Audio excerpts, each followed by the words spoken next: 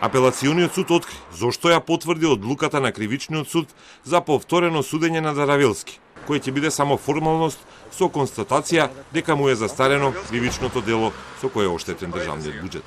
Цитирајќи повеќе одредби, судот како главен услов за повторување на постапката го смета тоа што секој осуден има право да бара повторно судење во рок од 1 година од дознавањето на пресудата.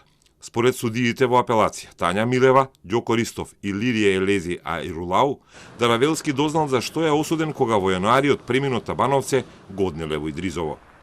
Советот правилно утврдил дека осудениот за пресудата со која е осуден во отсуство дознал на 10.1.2023 година, кога бил спроведен во казнено-поправната установа Казнено-поправен дом Идризово Скопје за издржување на изречена казна затвор во траење од 7 години. Не постојат околности кои укажуваат дека претходно дознал за пресудата. Како релевантна се смета изјавата на самиот осуден по однос на денот на дознавање за пресудата.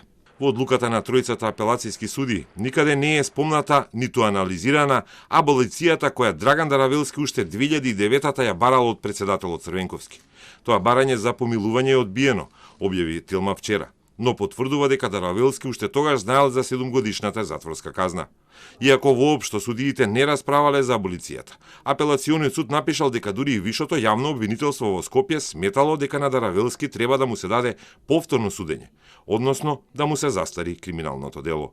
Затоа е цитиран и членот 3, став 2 од вториот додатен протокол на Европската конвенција за екстрадиција, со која барање за екстрадиција и екстрадицијски притвор, какви што имало повеќе за Даравелски во Белград, не се сметаат за запознавање на осудениот со елементите на кривичното дело.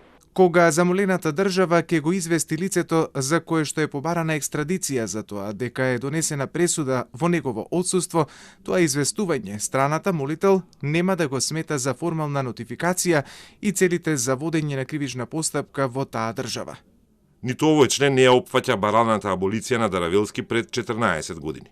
Правниците кои коментираа за случајот во топ тема на Телма имаат единствено мислење, дека Даравелски ги искористил правните механизми за да се спаси правилно и законски, без разлика на кривичното дело за кое веќе е осуден. Доколку не бил пуштен на слобода, Македонија ќе можела да се соочи со пораз во судот во Страсбур. Има писмо со оглед дека има државјанство од друга држава, тогаш тој рок од 1 година не важи.